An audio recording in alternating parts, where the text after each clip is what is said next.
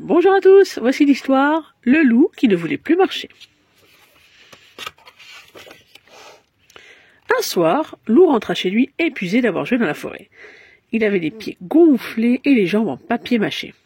« Je ne marcherai plus jamais, dit-il à ses amis. C'est bien trop fatigant. » Ses amis le regardèrent en pouffant.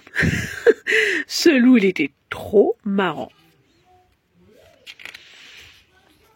En janvier, Loup s'acheta un vélo tout-terrain. Quel bonheur de pédaler museau au vent sur les chemins et dans les champs. Mais quand la roue de son vélo creva, Loup fut bien ennuyé. Il ne savait pas comment la réparer. « Bon, de toute façon, du vélo, j'en ai assez, décida-t-il. En février, Loup partit au sport d'hiver avec ses amis. À peine arrivé, il chaussa sa paire de skis dernier cri et s'élança sur les pistes. « Moins vite! Mais moins vite !» lui criait Alfred. Trop tard. Au détour d'un chemin, Loup s'écrasa sur un grand pin. Fini la rigolade, il avait une patte cassée et le museau en marmelade. Aïe, aïe, aïe. En mars, Loup loua une jolie petite automobile et il alla rendre visite à sa vieille tante Agapante. Agapante trouva la voiture épatante et Loup dut la promener toute la journée. Quand il rentra chez lui, il avait mal aux fesses et les jambes toutes bloquées. « Ouh, la voiture, plus jamais !» grogna-t-il. « C'est une calamité !» En avril, Loup emprunta à Gros Louis sa moto. Mais le casque sur ses oreilles et le blouson qui tenait chaud pour lui, c'était trop. Du coup, en mai, Louve, sa chérie, lui offrit une magnifique paire de patins à roulettes. Pour l'épater, il tenta une pirouette, mais finit couvert de bandelettes. Aïe, aïe, aïe.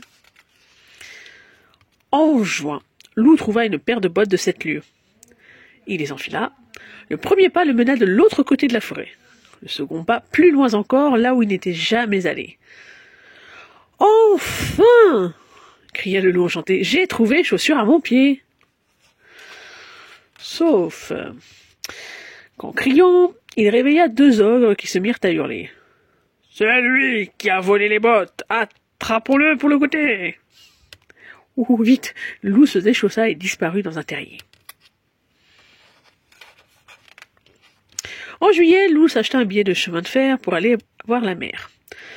Hélas pour lui, des Indiens attaquèrent le train et il passa les plus mauvaises vacances de sa vie. En août, Loup emprunta le tracteur du fermier. Ce fut une grosse erreur.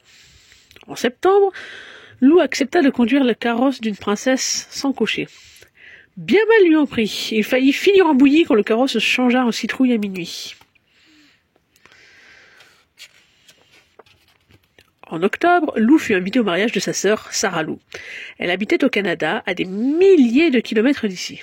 « Ouh, oui, je vais prendre l'avion, enfin !» fit Loup tout excité.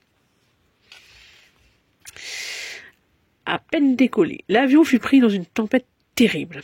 Et il tanguait, plongeait, se redressait. Les passagers étaient secoués comme des pommes dans un panier.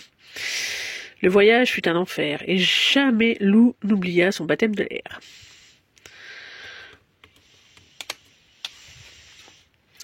Loup passa chez sa sœur quelques jours époustouflants. Il apprit à pêcher le saumon dans les torrents et se fit des amis absolument charmants. Du coup, en novembre, quand il fallut rentrer, le bateau lui sembla le moyen de locomotion rêvé. Tranquille, relaxant, voilà enfin ce qu'il lui fallait. Sauf que, évidemment, c'était sans compter le mal de mer. Au moindre roulis, Loup sentait son cœur se mettre à l'envers. Quand le bateau accosta enfin, Loup était pâle et amaigri. « Eh ben, le bateau, c'est bon pour les matelots, hein, déclara-t-il au capitaine.